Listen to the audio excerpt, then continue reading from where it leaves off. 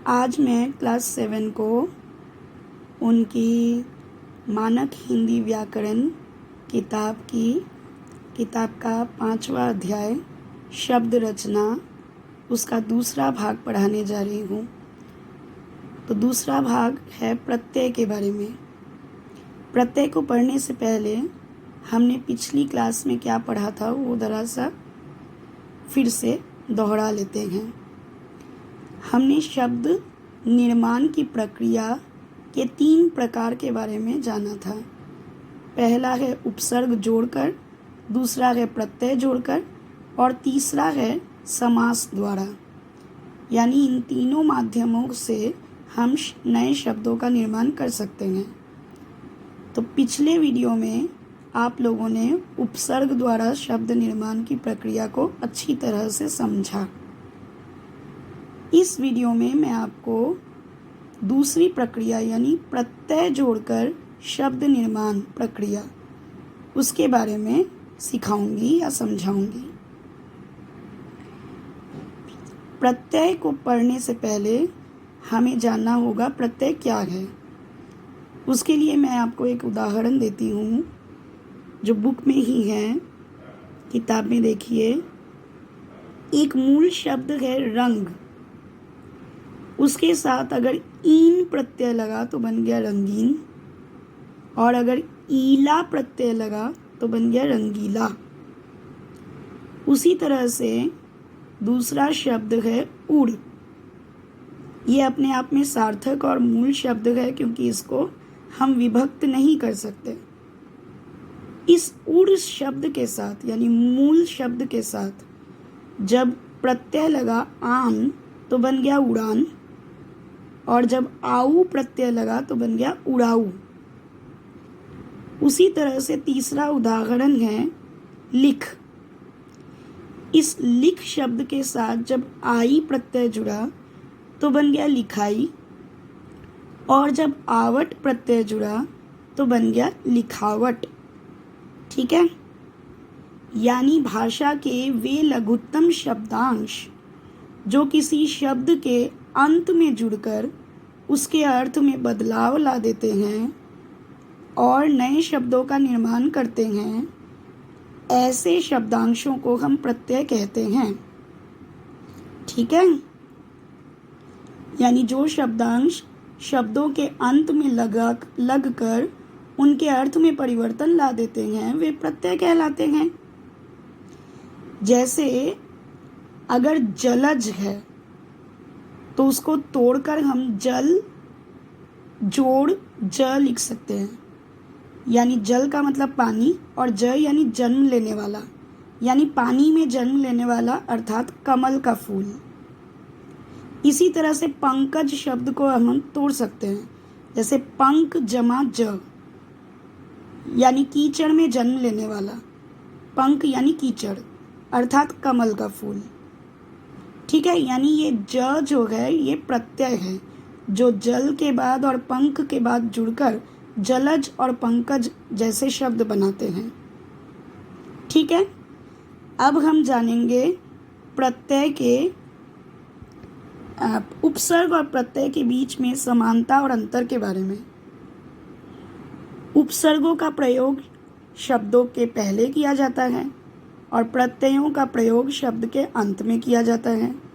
जैसे अगर धन शब्द है और उसके पहले निर लगा दिया तो बन गया निर्धन, और उसी धन शब्द के बाद में अगर ई प्रत्यय लगा दिया तो बन गया धनी। ठीक है। तो एक शब्द के पहले अगर उपसर्ग लगता है तो एक नया शब्द बनता है। जैसे धन के पहले निर लगकर बना निर्धन, और उसी शब्द के बाद अगर कोई प्रत्यय लगता है तो भी एक नया शब्द बनता है। जैसे धन जमा ई इक्वल टू धनी।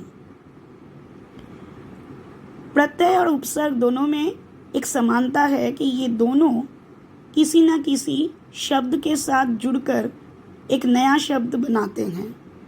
इन दोनों का कोई स्वतंत्र रूप नहीं होता, ये हमेशा किसी शब्द के साथ जुड़कर ही प्रयोग में आते हैं। और इन दोनों में एक अंतर भी है कि उपसर्ग का प्रयोग शब्द से पूर्व होता है और प्रत्यय का प्रयोग शब्द के अंत में किया जाता है।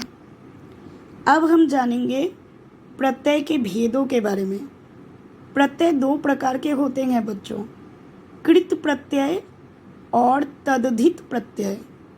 कृत प्रत्यय को हम कृदंत भी कहते हैं और तद्धित प्रत्यय को हम तद्धितांत भी कहते हैं। ठीक है। कृत प्रत्यय को इंग्लिश में कहते हैं प्राइमरी सफिक्स और तद्धित प्रत्यय को कहते हैं नॉमिनल सफिक्स।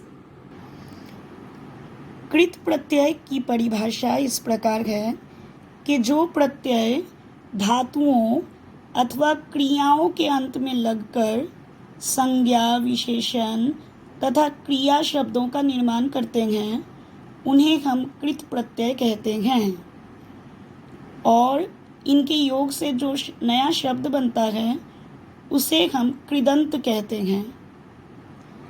ठीक है। हिंदी में प्रयुक्त होने वाले 5 तरह के कृत प्रत्यय हैं। पहला है कर्तृवाचक कृत प्रत्यय, दूसरा है कर्मवाचक, तीसरा है करणवाचक, चौथा है भाववाचक और पांचवा है क्रियावाचक कृत प्रत्यय। अब हम एक एक करके इनके भेदों के बारे में जानते हैं। तो तद्धित प्रत्यय का पहला भेद है कर्तृवाचक कृत प्रत्यय। कर्तृवाचक कृत प्रत्यय यानी जिस प्रत्यय से बने शब्द से कार्य करने वाले अर्थात कर्ता का बोध हो उन्हें हम कर्तृवाचक कृदंत या कर्तृवाचक कृत प्रत्यय कहते हैं, यानी जिससे कर्ता का बोध हो। ठीक है। कार्य करने वाले का बोध हो। जैसे अक्कर से बनता है पियक्कर, भुलक्कर, घुमक्कर। ऊ से बनता है खाऊ, कमाऊ, चलाऊ, बाजारू, रट्टू। आलू प्रत्यय से बनता है झगड़ालू, लजालू। वाला प्रत्यय से बनता है खाने वाला, पीने वाला, लिखने वाला, पढ़ने वाला, रखवाला। आक प्रत्यय से बनता है तैराक। इयल प्रत्यय से बनता है अड़ियल। वैया प्रत्यय से बनता है गवैया, खिवैया, लुटैया। आड़ी प्रत्यय से बनता है खिलाड़ी, अनाड़ी, अगाड़ी। और एड़ा प्रत्यय से बनता है लुटेरा, कमेरा आदि। इसके अलावा भी कुछ और प्रत्यय हैं जो कर्तृवाचक कृत प्रत्यय में पड़ते हैं। मैं आपको ज़रा दिखाती हूँ, मेरे पास एक और किताब है, उसमें आपको अन्य कर्तृवाचक कृत प्रत्यय मिल जाएंगे।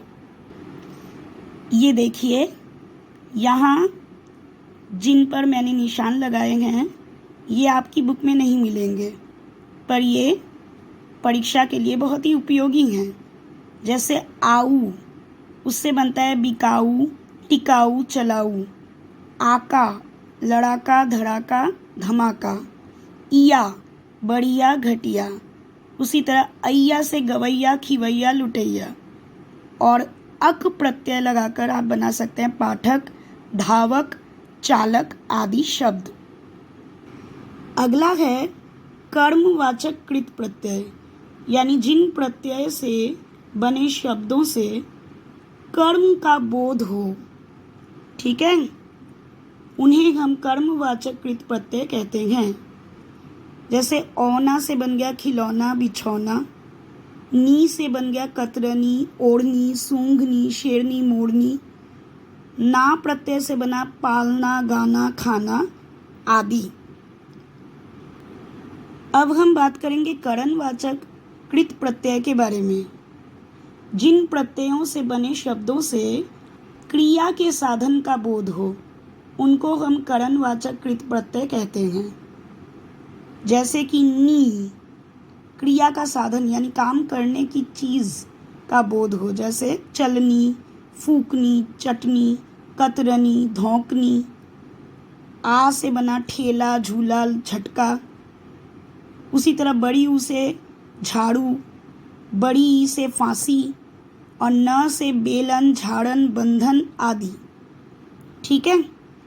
ये कुछ एक्स्ट्रा प्रत्यय हैं, करणवाचक कृत प्रत्यय, जो इस बुक में नहीं है। अगला है भाववाचक कृत प्रत्यय। ठीक है, यानी जिन प्रत्ययों से बने शब्दों से भाव अर्थात क्रिया के व्यापार का बोध हो। ठीक है, भाववाचक संज्ञाएं बने, उनको हम कहते हैं भाववाचक कृत प्रत्यय। जैसे आई से बना पढ़ाई लिखाई, आवट से बना लिखावट दिखावट मिलावट, आहट से बना घबराहट गुर्राहट चिल्लाहट, आव से बना बहाव बचाव खिंचाव, आन से बना उड़ान थकान। उसी तरह से आप से बना विलाप और मिलाप। ठीक है, आवा से बुलावा छलावा, आस से प्यास या निकास।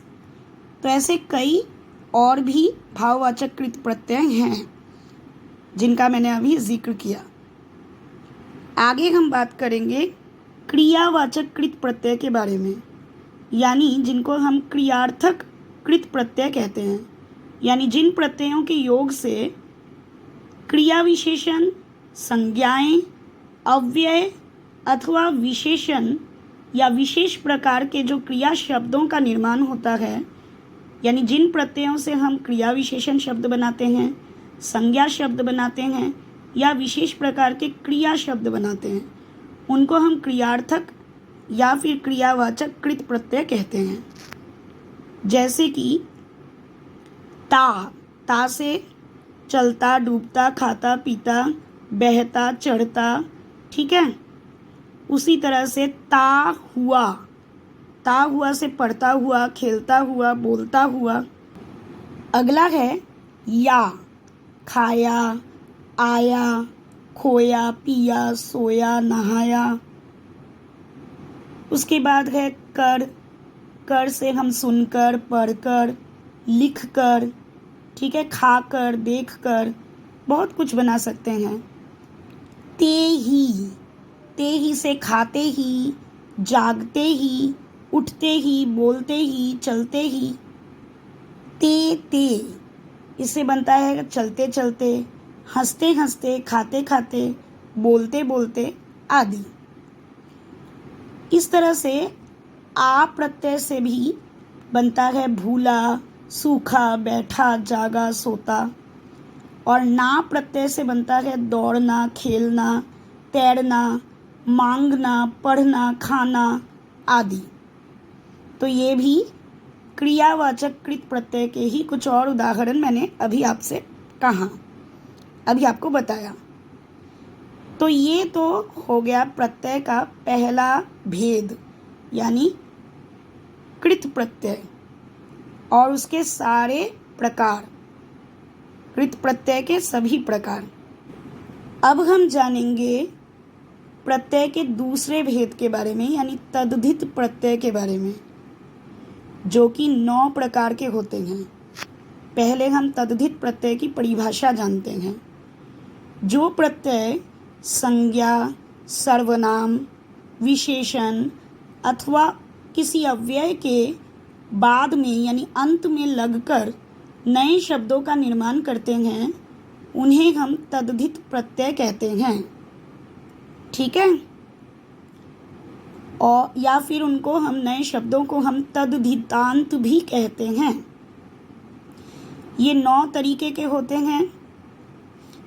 स्त्रीलिंगवाचक, कर्तृवाचक, स्थानवाचक, गुणवाचक, भाववाचक, बहुवचनवाचक, संबंधवाचक, लघुतावाचक और क्रमवाचक।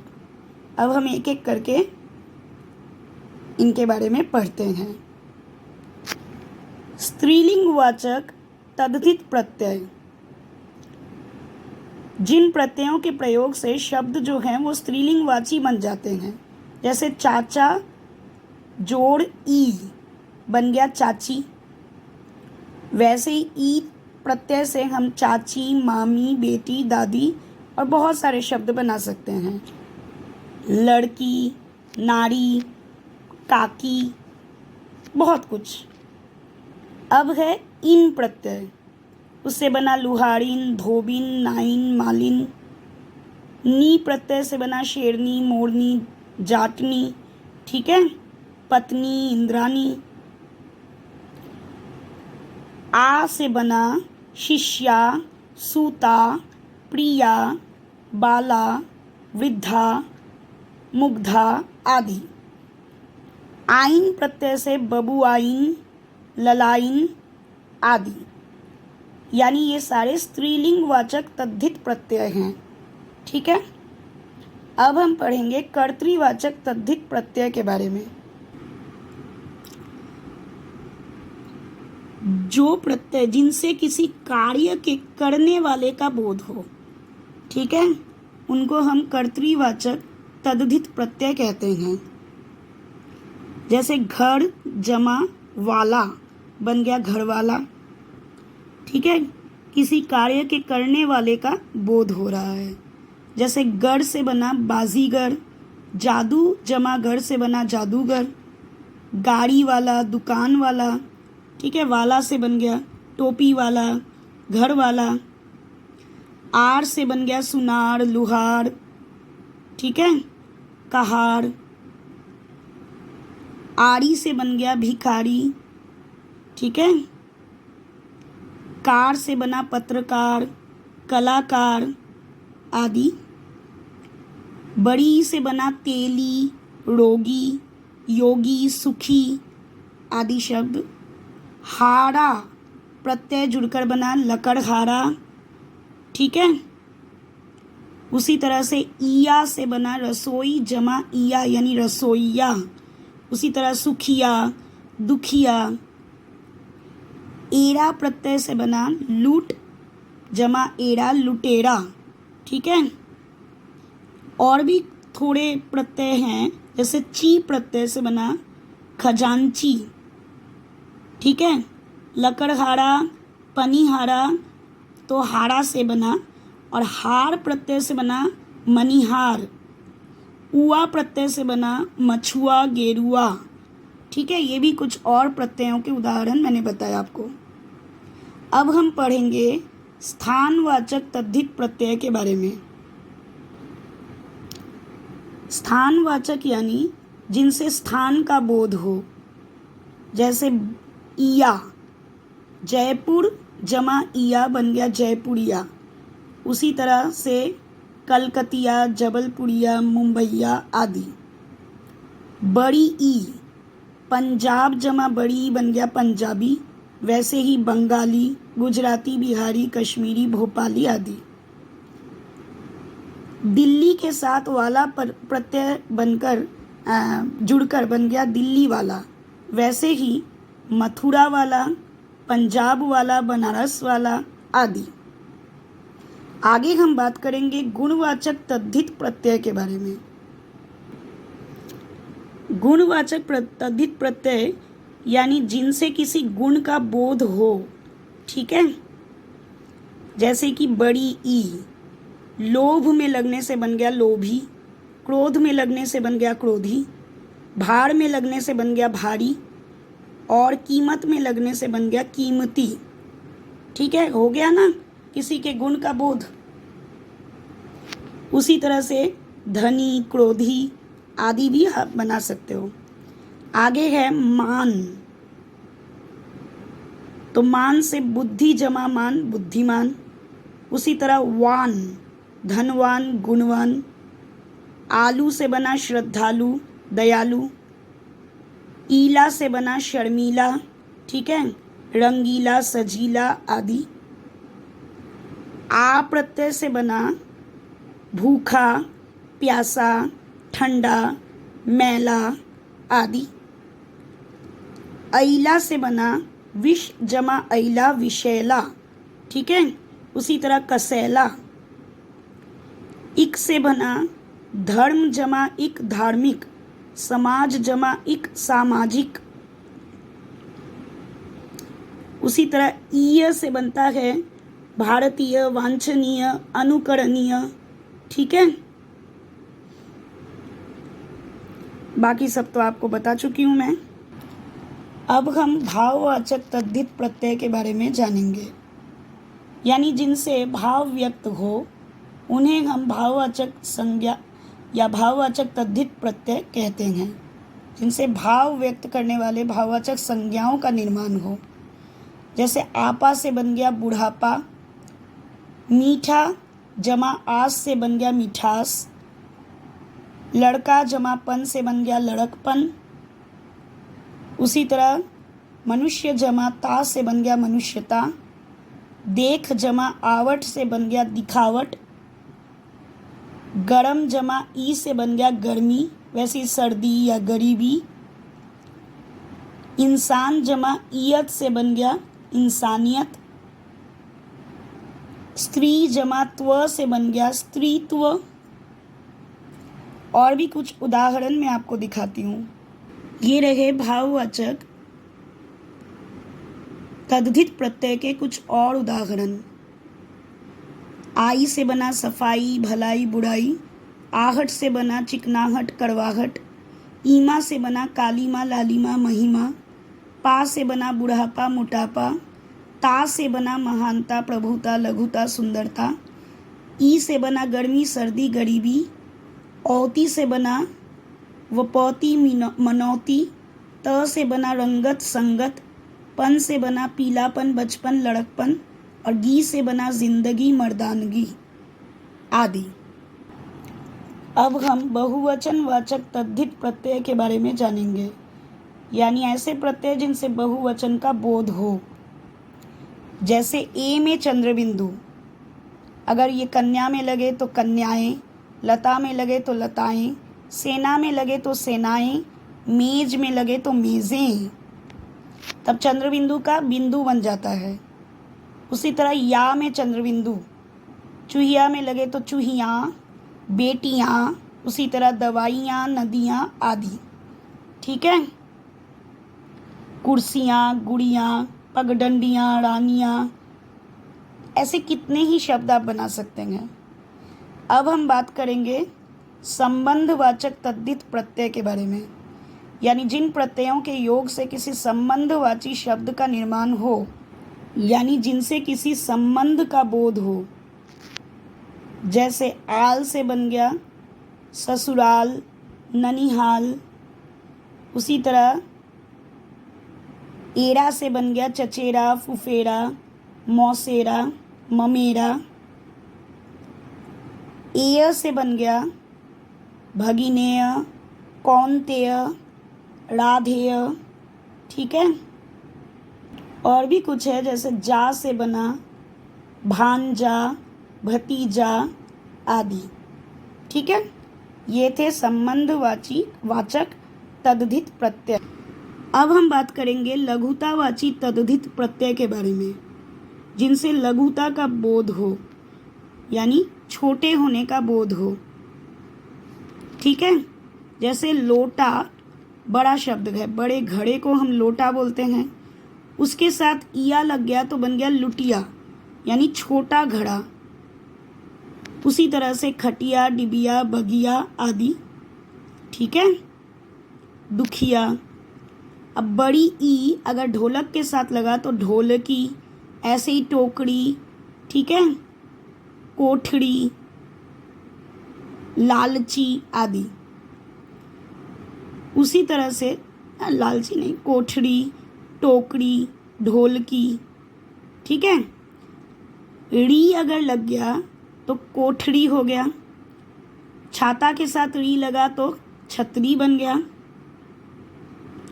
उसी तरह से अगर री यानी ड के नीचे निम्न बिंदु और बड़ी की मात्रा, तो संदूक के साथ री लगने से संदूकड़ी, पंख के साथ री लगने से पंखुड़ी।